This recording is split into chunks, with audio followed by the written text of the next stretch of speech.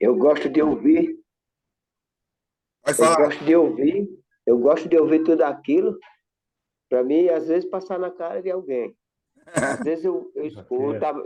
eu anoto que aquele homem ele tem tanta ideia que eu nunca vi onde ele vai buscar. É E ele criativo, convence né? as pessoas. Tem que se É admirar a demais, viu? criatividade, é isso aí. Puxa vida, puxa vida. É algo fenomenal, né? Cara, mas olha só, pense no Antigo Testamento. No Antigo Testamento, na época da monarquia, você tinha os profetas do palácio e os profetas independentes, né? O profeta do palácio, ele não era alguém que Deus não falava com ele. Deus falava com o profeta do palácio, só que ele escolhia falar apenas aquilo que ia dar vantagem para ele. E até hoje a gente percebe isso. Existem homens e mulheres aí que a gente pode até perceber que Deus fala, Deus age através deles ou delas, mas eles escolhem fazer apenas aquilo que vai trazer vantagem. E aí seria essa figura do falso profeta, né? Não, a gente não pode dizer que não há cura, né? Que não houve o milagre, mas a pessoa prefere usar isso para o seu benefício próprio. Ah, então por que Deus continua usando e tal, não sei o quê? É algo que eu realmente não tenho resposta. Mas é assim, isso não é novo. Né? Esse tipo de comportamento, infelizmente, não é novo. Então, muita gente que poderia estar fazendo coisa muito boa, muito legal, o Brasil seria outro, o mundo poderia ser outro, mas preferem ganhar dinheiro, ter status, poder. E aí a gente vê, né? O pior é o pessoal imitando, né? Porque dá resultado e aí as pessoas acabam imitando isso, achando que esse é o caminho, né? Que isso é sinal da aprovação de Deus. Eu lembro uma vez que eu ouvi uma senhora falando assim: né? Mas se está crescendo é de Deus, né? Não estou dizendo que se não estiver crescendo é de Deus de maneira nenhuma, mas isso é uma maneira muito superficial de avaliar o que é de Deus e o que não é. Se pensar dessa maneira, a Alemanha nazista era de Deus, porque cresceu, quase dominou o mundo, cara. Imagina isso, né? Então, quer dizer, se tem poder, se tem dinheiro, é de Deus. Quanta gente aí que tem dinheiro porque roubou, porque matou, porque enganou, né? Então, os critérios para avaliar a presença de Deus, na maioria das vezes, são muito superficiais. Isso é um perigo. Não é um problema de hoje. É um problema desde que o homem é homem, né? Quer falar, Alexa? Não, não, eu Ah, tô não. tranquilo. É. Quando, quando eu ouvi falar, hoje você falando aí sobre esses profetas, falsos profetas, que nós temos uns aqui vivos, né? Isso. Não estamos falando dos profetas passados, não, dos que estão vivos. Então eles estão aí E, perto da e aí gente. eu me lembro do rei que tinha 400 profetas e só faltava um para profetizar. Ele disse: Não, aquele profeta lá não profetiza nada que é bom para mim. Você sabe qual é a história. E aí, e aí teve que chamar ele. E ele, quando ele profetizou lá, disse: Não vai, tu não vai guerrear lá, senão você vai morrer lá. Ele disse assim: Tá vendo que ele não profetiza nada a favor de mim? Ele ainda falou isso, declarando no texto bíblico. Aí eu me lembrei dessas partes aí. Então, Se é vai isso um, aí.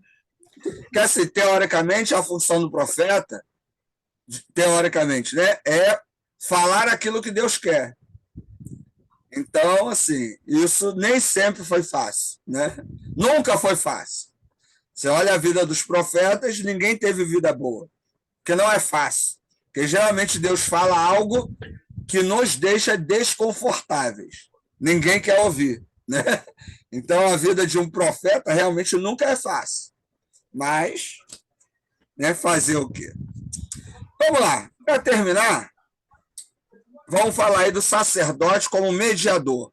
Cara, isso é tão presente hoje em dia que a maioria das pessoas, elas ainda acham que o pastor tem uma oração diferente.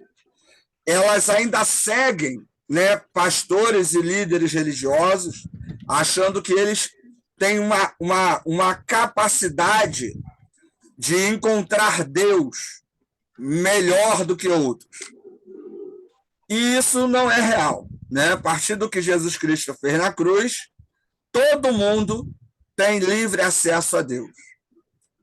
Então, assim, não existe essa coisa de que o pastor é mais ungido, tem mais unção do que o zelador da igreja. É claro que, teoricamente, o pastor tem que ser uma pessoa que busca mais isso. Por isso ele ou ela é o pastor ou a pastora, né? Teoricamente. Teria que ser alguém muito mais preocupado com isso. Mas isso não faz dele o mediador.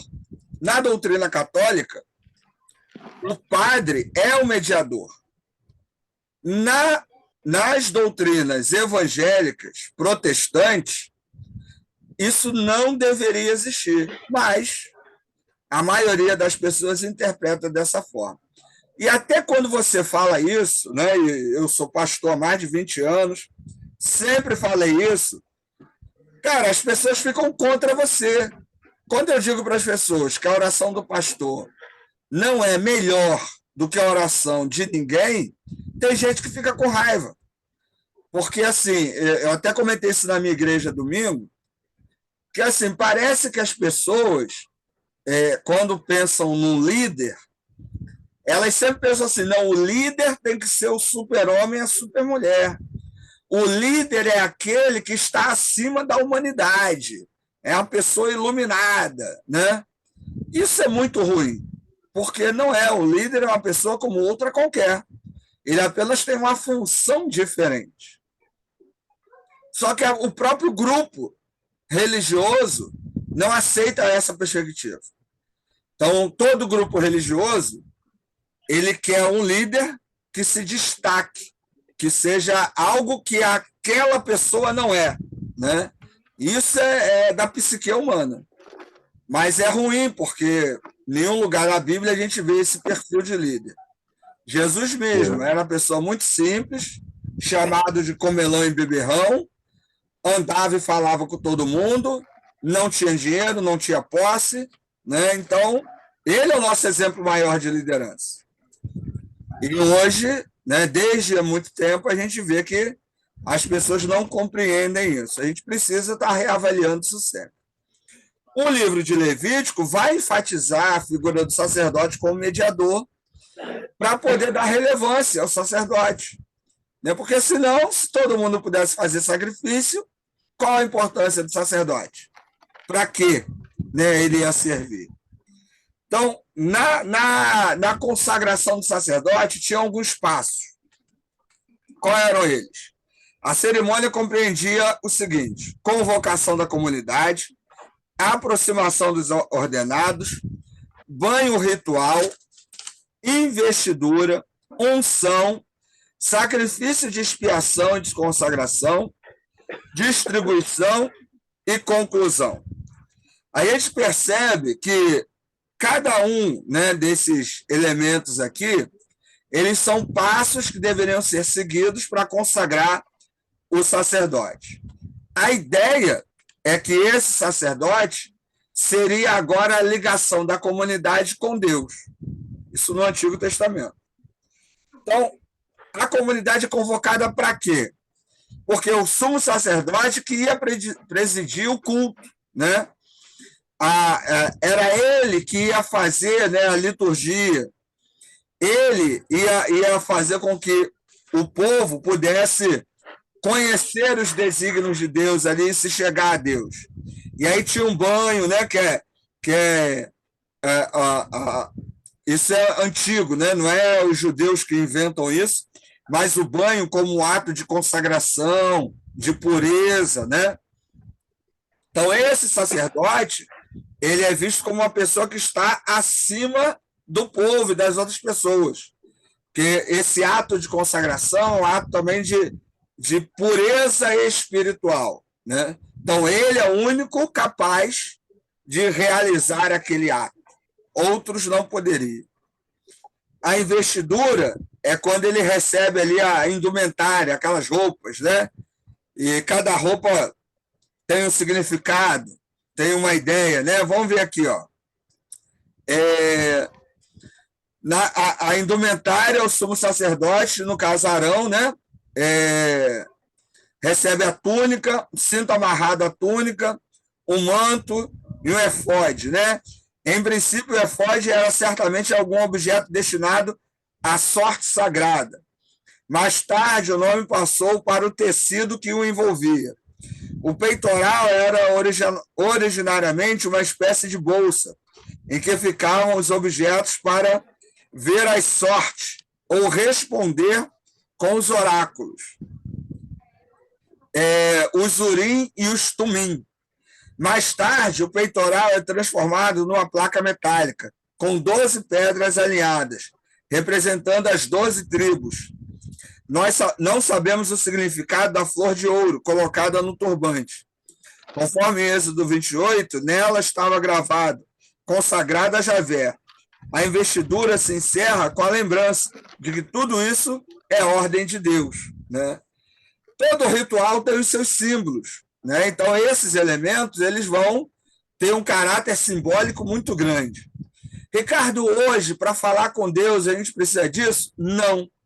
Certo? Lembrando, para falar com Deus, tudo que a gente precisava já foi feito ali na cruz, através de Jesus. Depois da investidura, tinha a unção, que era a unção era dada no santuário, certo? Um dos objetos sagrados tinha um aspecto... isso era feito de maneira que fosse entendido que o sacerdote agora tinha a presença de Deus, certo? A unção ela era reservada, né, ao sumo sacerdote. Os outros sacerdotes recebem apenas uma investidura, uma coisa mais simples. Então, esse sumo sacerdote, que era o que tinha acesso, né, ele teria, né, essa autorização. Tudo isso, gente, para quê? Para poder justificar que os sacerdotes e o sumo sacerdote, eles agora são os únicos capazes de intercederem com Deus. São figuras que vão ficar no judaísmo, né, vão estar presentes no judaísmo, até na época de Jesus. Jesus lida com os sumos sacerdotes, lida com os sacerdotes, né? E essa figura, depois que o templo é destruído, lá depois de 70, ela vai sumir, porque você não tem mais templo, você não tem mais onde fazer sacrifício. E aí a figura da sinagoga fica mais forte, né? E aí tem o rabino, que vira aí o representante religioso, mas está muito mais ligado, né, a uma questão de ensino do que essa questão ritualística. Novamente, Ricardo, pastor é igual a sacerdote? Não, não é. Calma aí, gente, rapidinho. Por aqui rapidamente, no seu tempo de folga aí. E eu queria saber o seguinte, pô, caso eu seja pai de menina, eu posso oferecer lá o primeiro camarada que vier para namorar com ela lá em sacrifício ao Senhor? Eu posso fazer isso? Eu falei agora que estava demorando para fazer uma abordagem. Cara, vou te dar a seguinte dica. Se você for pai de menina e você não for o cara forte, o cara de mal, carrancudo, eu sugiro que você vá para a musculação, entendeu? Vai fazer o halterofilismo para ganhar corpo. Não, já tô lá, pô. Eu tô saindo pra academia agora, esperando a aula acabar pra poder ir pra academia. É isso aí, meu. Isso, tá entendendo? Pai de menina, eu, por exemplo, eu ando armado, entendeu? Então já não tem problema. Eu sou pai de duas, não sou forte, mas eu tenho uma PT 380. É isso aí, irmão. Tem que ser numa linha dessa, entendeu? Por aí, pô, Tem por aí. duas também. Tem duas. Olha aí. Então, duas PT 380? Não, duas meninas. Ah, Essa tá. é bem com... Meta a mão na cara mesmo, tem segurança É não. quanto Agora mano a 50 mano. aí, né? Meu irmão, tem que fazer cara de mal, irmão. Tem que fazer cara de mal, de brabo. Só no Dá barbudo, trabalho, rapaz. Dá trabalho. só no esse machuca. barbudo, Negócio da Deus. barbudo e Vamos careca. lá, só para terminar, né, que acabou aí. Tá. Vamos lá. Tocaram a campainha aqui em casa, eu pensei que era uma pessoa aqui falando besteira aqui na rua aqui. Eu tinha tirado a campainha, né? Porque o pessoal tocava aqui para falar besteira, para pedir coisa e tal, não sei o quê. Aí botei de novo, tá o cara para falar besteira. Eu falei, cara, é brincadeira não, né? Mas enfim. Você tem que dividir seus bens, rapaz. É o quê? Você tem que dividir seus bens com os pobres e oprimidos. Não, cara, pior que nem tava pedindo É isso nada. aí, mano. Nem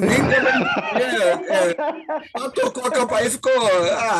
Demais. E aí, Emanuel, vê se pode um negócio desse, cara. Não tô entendendo isso, Ricardão. Pô, Não tá entendendo o quê, irmão?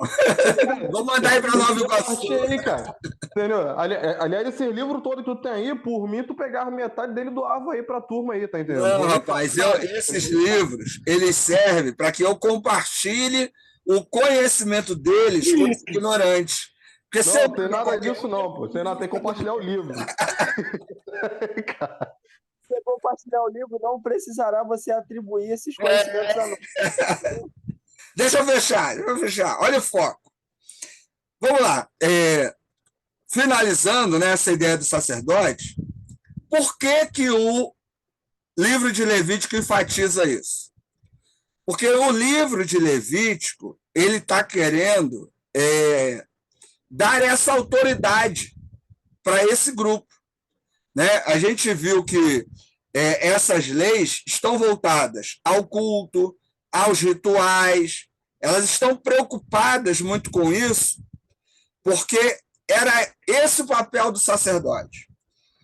Ricardo, eu posso pegar isso hoje, né, o que a gente está lendo em Levítico, e trazer para a igreja hoje? Cara, não dá. Por quê? Pastor não é sacerdote. Sacrifício eu não preciso mais fazer. Então, ao ler o livro de Levítico, eu preciso entender que ele me ajuda a compreender o Novo Testamento. Como eu falei, o sacrifício expiatório de Jesus, certo? Quando você ouve sobre sacrifício expiatório, aí eu vou ler lá em Levítico, o que é esse sacrifício expiatório? O que ele representa? Quando a gente vai ler em Romanos sobre o sacrifício autêntico, né? Sacrifício total, e aí a gente lê os profetas e o livro de Levítico sobre essas orientações, a gente entende a diferença. Então, esses rituais, não só esse do sacrifício, dos cultos no templo, né? Depois todas as outras ações que vão sendo realizadas, né? Na ritualística do Antigo Testamento, com a morte e ressurreição de Jesus, para nós cristãos, perdeu o valor, perdeu a importância, porque tudo que precisava fazer já foi feito para a gente na cruz. Ponto. Ah, Ricardo, eu posso botar uma arca da aliança lá, um castiçal, eu posso ir vestido de sacerdote no ano novo, né? Eu posso ir lá, né, botar lá um altar e dizer que a gente vai estar sacrificando. Cara, você pode fazer tudo isso, mas isso não tem efeito nenhum. É apenas um ritual, é apenas um símbolo, vai ser apenas imagem. É claro que, como toda religião, o símbolo e a imagem falam muito mais alto, né, do que a teoria, certo? Mas a gente precisa estar conhecendo isso. A importância dessa simbologia tem para o cristianismo? Nenhuma. Nós somos cristãos, nós não somos judeus. Para o judeu isso ainda tem valor? Com certeza, eles ainda, né, vivem e convivem com essa temática do Antigo Testamento. Para o cristão, para a gente, é um material de referência, de conhecimento, de entendimento, para a gente poder realmente interpretar de maneira adequada o Novo Testamento, certo? Então, livros como esse de Levítico, as leis que a gente vai ver, né, que a gente tem números, né, isso tudo são coisas que a gente tem que ler com muito cuidado para não usar isso de maneira literal. Porque ao usar isso de maneira literal, a gente vai acabar botando os pés pelas mãos e usando uma simbologia, uma ritualística que já não tem mais sentido, tá certo? Então é isso, gente. Hoje a ideia seria essa aí, a gente terminar esse Levítico, e a próxima aí a gente começar com o Deuteronômio. Dúvidas, perguntas, reclamações? Ô, Ricardo, Tô de uma boa. pergunta. Eu faço 3 matérias com você e eu já concluí o GQ de 2. Tem problema entregar um que falta do GQ junto com o GQ2? Não, não tem problema não. De todas as matérias que eu dou aula, gente, vocês podem entregar os GQs até o GQ2. Não precisa, né, não tem problema entregar até o GQ2, não. Só não pode passar do GQ2, porque aí tem prazo para lançar nota, né, e tal. Mas pode entregar até o GQ2, fica tranquilo, entendeu? Ricardo, eu queria pedir uma gentileza, cara. Pô, eu troquei de telefone e tudo é via WhatsApp, né, cara? Não salvei. A ementa, tu consegue dar uma moral? Eu também faço 3 matérias. Joga lá no grupo, só dessa matéria? Não, são as 3 que você dá. Então manda lá no grupo, pede nos 3 grupos. E aí eu mando lá para você. Entendeu? Valeu, obrigado. É que eu dou mais matérias, não dou só as 3 para você, não. Aí manda eu sei, que aí eu mando lá no grupo. Deixa comigo, eu vou mandar aí. Valeu. Beleza. Ricardo, uma observação aí.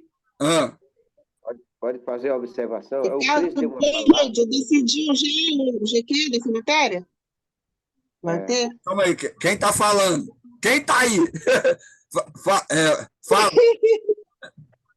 Eu falei, Fernanda, mas eu falei junto com o Antônio, eu acho, com o Francisco, eu acho. Foi. Pode falar aí se quiser, depois eu falo.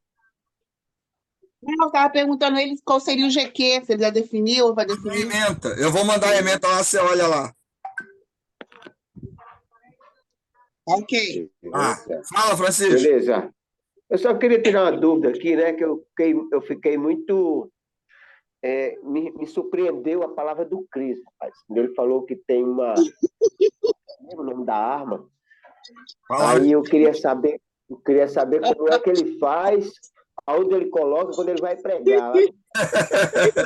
Ô, Francisco, só para a gente terminar, eu tive um professor na igreja, ele era PM na época, ele dava aula de música, ele ia com 38 e com facão. Aí ele tirava da cintura o facão 38, colocava em cima da mesa e falava assim, vamos orar. E ele dava aula com 38 e o facão em cima da mesa, entendeu? Aí ele depois ele virou pastor, né? Aí ele ia para o púlpito, ele ia armado. Aí ele falava assim, cara, eu sou PM. Se alguém me reconhece aí, entra um bandido aí, eu tenho que estar preparado. Ele era PM, ele tinha autorização, né? Então não é problema, né? É óbvio que nós aqui, os colegas, estamos apenas brincando, que a não ser que tenha alguém aqui que seja policial. Não tenho mesmo. Só que eu tenho a posse. Eu tenho mesmo. Não tô brincando, não. Ai, meu Deus. Eu tô me preparando, né? Cala a boca. Eu ainda não tenho posse, não. É uma preparação para mim. Aí é problema de vocês. Vai chegar uma data. Não, pois é, né? Tira o alvo, né, Francisco? Sabe como é que é, né, pô? Tá entendendo? Aquilo, né? Machada, né? Eu sou capitalista, tenho que estar preparado, gente. Pois é, ó. Ó, eu falo mesmo, sou capitalista, sou capitão do mato mesmo, tá entendendo? Não tem problema nenhum admitir isso. Meu Deus. Tá vendo esses fundamentalistas aí, ó? Legal. Valeu, galera. Valeu. Vou mandar esse ementa lá. Valeu, pede lá que eu mando lá.